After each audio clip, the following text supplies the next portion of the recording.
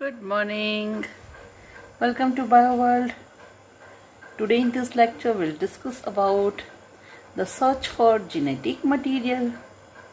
As we know that DNA is a genetic material. For this there are so many scientists who have worked very on that genetic material. Mendel, he worked on pea plant and he termed as a factor which is responsible for hereditary characteristics. After Mendel work, T.H. Morgan, he worked on Drosophila melanogaster fruit fly, and T.H. Morgan, known as the father of experimental genetics. Later, Sutton and Boveri, he gave the identification about chromosome and told that chromosome is made up of histone protein and DNA. Then Friedrich Miescher, he studied on pus cells and see that in nucleus there is DNA and protein which is central dense material which is acidic in nature, and that Friedrich Miescher named that substance as a nuclein. So after Friedrich Miescher, Frederick Griffith worked for that transforming substance. So in 1928, Frederick Griffith worked on Streptococcus pneumoniae. Streptococcus pneumoniae, it is bacteria. It is Diplococcus and is responsible for causing pneumonia. So remember, pneumonia is caused due to Streptococcus pneumoniae, right? And Griffith studied that transformation in bacteria. तो bacteria में जो भी transformation होता है इसके लिए किसने work किया था? Griffith. Now bacteria which cause disease, it is known as a disease causing bacteria. Actually, disease causing bacteria, they are known as the virulent. Just like, see, this is bacteria, right? But some bacteria, they hide within a cover, protective cover, that is capsule. So some bacteria form capsule cover. So due to capsule cover, that bacteria hide within the capsule. And when they attack body, right? So then when they attack body, they cause infection. Because here bacteria are not identified by the body, because as they are having protective capsule की वजह से वो छिप जाता है, तो हमारी body को पता ही नहीं चलता है और ये सेल हमारी बॉडी पे इन्फेक्शन कर लेता है. तो जो ये बैक्टीरिया है, they are known as a virulent, and as they are having capsule smooth layer, so they are known as a estrine. While some bacteria जिनके सराउंडिंग कैप्सूल का कवर नहीं है, राइट? ओके, सो से such bacteria can not cause disease, जो disease cause नहीं करता, they are known as a virulent, right? And they are having rough surface, so they are known as a R strain. क्या बोलते हैं उसको? R strain. Right? Now against that bacteria, as they are not hidden, so body produce antibody against that bacteria. As we know that bacteria is pathogen, so it is known as the antigen. And when this antigen or bacteria or pathogen enters in our body produce antibody against that pathogen, and so that antibody kills that bacteria. Right? So remember here, bacteria are without capsule, so they are avirulent, and as they are having rough surface, so they are known as a R strain. क्या बोलते हैं उसको? R strain बोलते हैं। तो remember, virulent which cause disease and A virulent which is not causing any type of disease. Okay, now that Streptococcus pneumoniae, that is pneumococcus bacteria, which is also known as the Diplococcus, they are grown on a culture. So some bacteria produce smooth shiny colonies, so they are known as a S strain, while others produce rough colonies, they are known as a R strain. Smooth, rough. Now, smooth shiny colonies, S strain, which is virulent, right? Because here bacteria cause disease. And why it is smooth strain? Because here mucus that is made up of polysaccharide layer is present, so it is smooth strain. Right, so this is capsule protective layer which is made up of polysaccharide. While when we talk about rough colonies, R strain which is avirulent, that means it is not causing disease, right? Because here mucus layer is absent, which is having rough surface. Okay, so most important thing, remember, bacteria की जो भी S strain है which is having smooth surface which is mucus layer, they are virulent, that means they cause disease in human body. But avirulent strain, they will not cause any disease, right? Okay, because the polysaccharide layer is absent. So you can see here there is capsule present, this is bacteria, and again this is bacteria, but here no capsule layer. So here when capsule is present, bacteria are hidden in capsule, so body can't produce against that antibody.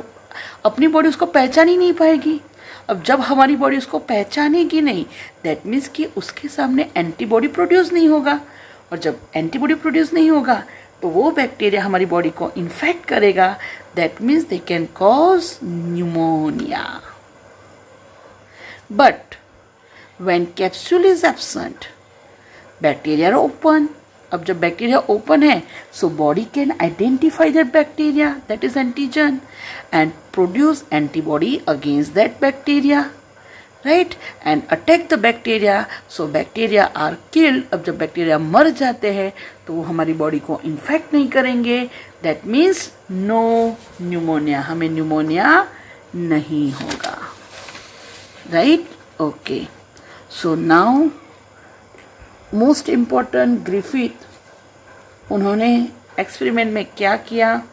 तो सबसे पहले माइस लिया. माइस को सबसे पहले उन्होंने inject किया with S strain. S strain जो बैक्टीरिया उसका इंजेक्शन किया. As we know that S strain जो है, जो कैप्सूल है उसकी सराउंडिंग, और ये एस स्ट्रेन है, विरुलेंट है. सो जब भी ऐसा इंजेक्शन दिया तो बैक्टीरिया ने न्यूमोनिया कॉज किया और माइस मर गया, माइस डाई.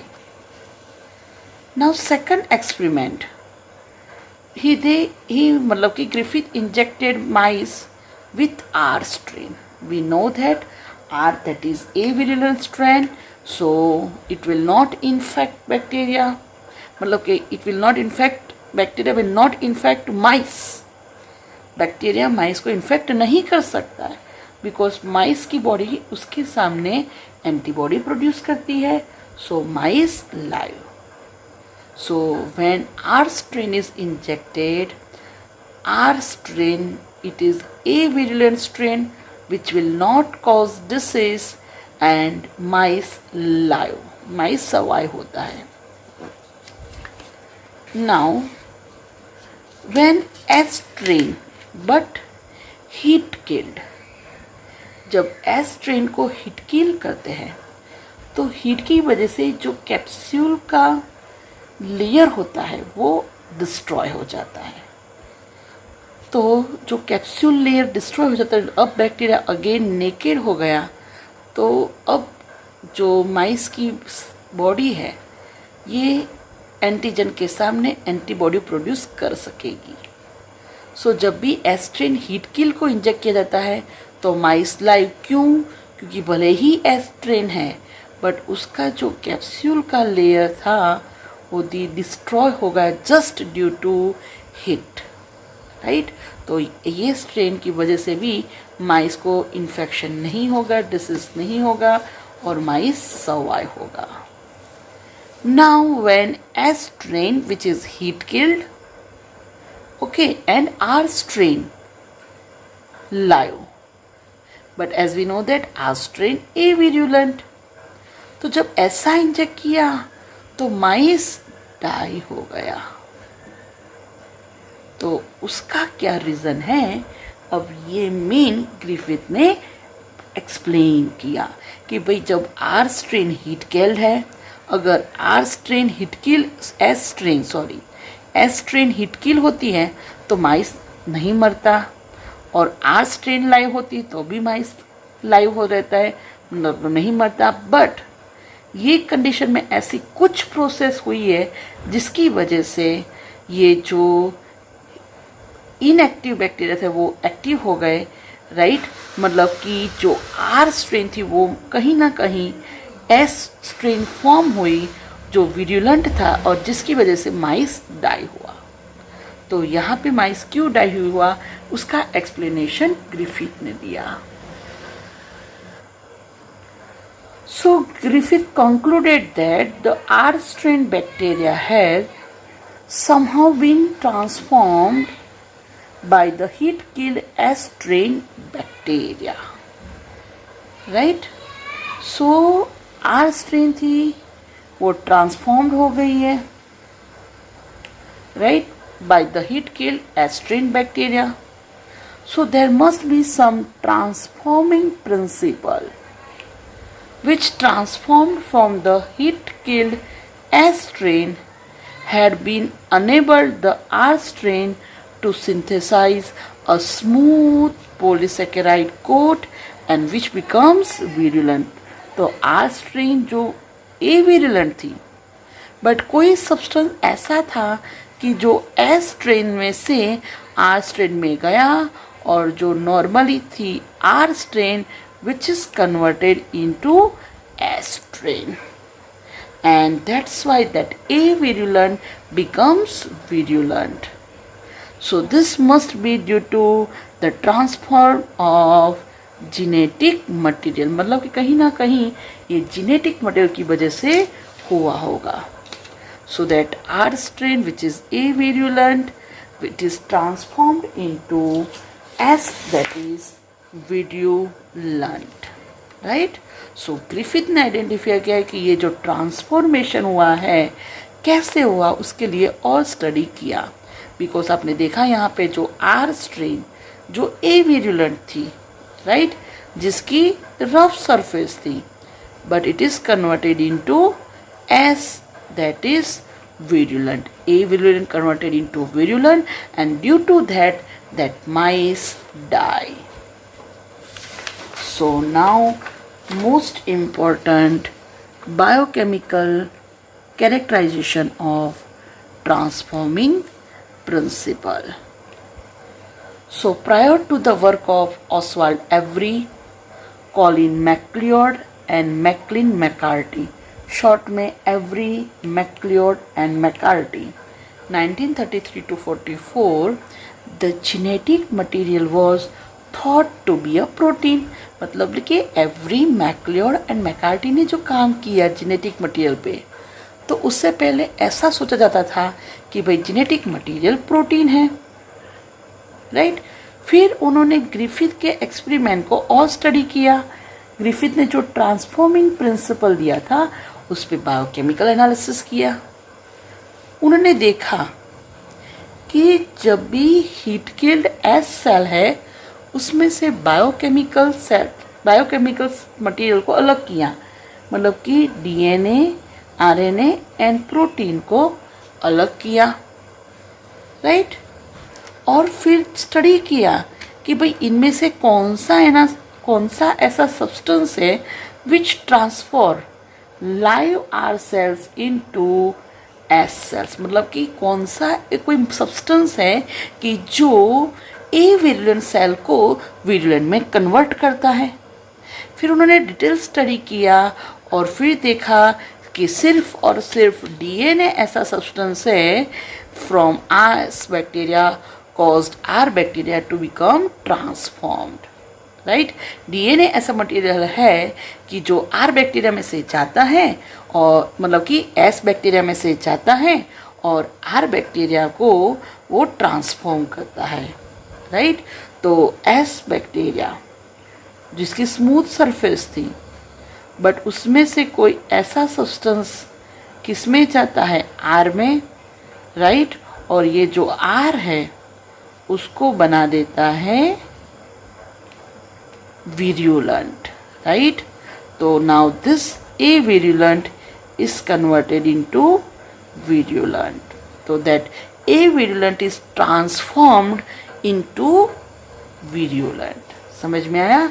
जो A virulent था वो किस में ट्रांसफर हो गया, virulent में। फिर उन्होंने देखा कि भी उन्होंने प्रोटीन को डाइजेस्ट किया with the help of protease, RNA को डाइजेस्ट किया, आरएनएज दोनों को डाइजेस्ट कर दिया बराबर। फिर भी जो ट्रांसफॉर्मेशन प्रोसेस है उस पर कोई अफेक्ट नहीं हुआ, मतलब कि ट्रांसफॉर्मेशन हुआ, मतलब कि ये तो डिसाइड हो गया कि भाई आरएनए और जो प्रोटीन है वो रिस्पॉन्सिबल नहीं है। फिर उन्होंने क्या किया कि जब यही कंडीशन में जो डीएनएज है उसकी हेल्प से डीएनए को डाइजेस्ट किया, तो जब ये कंडीशन में डीएनए को डाइजेस्ट किया तो that transformation will not occur, right. So it is concluded that DNA is hereditary material, right. मतलब कि जो हीट किल्ड एस सेल्स थे, जब उन्होंने इसमें से डीएनए को डाइजेस्ट कर दिया और फिर उसको इंजेक्ट किया, तो वो कंडीशन में जो आर सेल थे वो विरुलेंट नहीं बने। ठीक है, समझ में आया? देखो पहले क्या था, डीएनए एक्टिव था, तो due to DNA that a virulent is converted into virulent.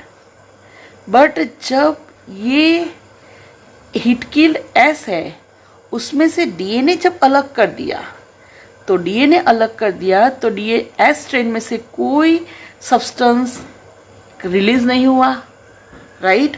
मतलब कि जब डीएनए ही नहीं था तो as DNA is not present, then due to absence of DNA that R cell is not converted into S. मतलब कि जो ए विरुलेंट था वो ए विरुलेंट ही रहा, वो विरुलेंट बना नहीं, क्योंकि डीएनए को डाइजेस्ट कर दिया डीएनए की हेल्प से। तो एज द डीएनए डाइजेशन हुआ तो ट्रांसफॉर्मेशन नहीं हुआ। तो फिर उन्होंने कंक्लूजन दिया कि ये जो भी ट्रांसफॉर्मेशन हुआ है, जो a virulent is converted into virulent, that is due to DNA. So that DNA is a hereditary material. DNA की वजह से वो ए विरुलेंट बैक्टीरिया था वो कन्वर्ट हो गया विरुलेंट में।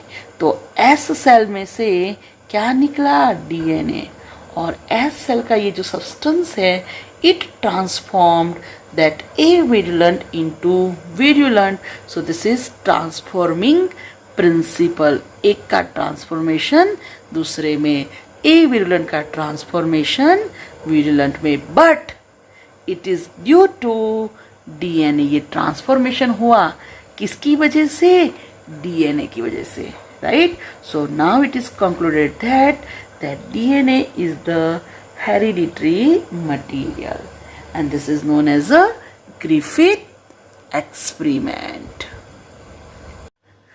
Now let's just understand in detail every McCarthy's experiment. So if the transforming principle is protein, मतलब कि जो भी ट्रांसफॉर्मेशन होता है अगर वो प्रोटीन से हो रहा है So that dead S, due to that dead S, due to protein, R is converted into S. That is, avirulent is converted into virulent due to protein if the transforming principle is protein. समझ में आया कि अगर transforming जो principal है protein है, तो protein की वजह से ही जो एविरुलेंट है वो विरुलेंट में ट्रांसफॉर्म होगा. मतलब कि जो भी ट्रांसफॉर्मेशन हो रहा है वो किसकी वजह से हो रहा है? Due to protein, right. But if we add protease, we know that protease destroy protein. So if protein was transforming principle, right, and when we destroy protein, मतलब अगर प्रोटीन ट्रांसफॉर्मिंग प्रिंसिपल है बट हम जब protease add कर रहे हैं तो हम प्रोटीन को डिस्ट्रॉय कर रहे हैं. तो जब प्रोटीन नहीं है, नो प्रोटीन नहीं है तो नो ट्रांसफॉर्मिंग प्रिंसिपल, तो ट्रांसफॉर्मिंग प्रिंसिपल नहीं रहेगा. अब ट्रांसफॉर्मिंग प्रिंसिपल नहीं रहेगा तो नो ट्रांसफॉर्मेशन नहीं होना चाहिए.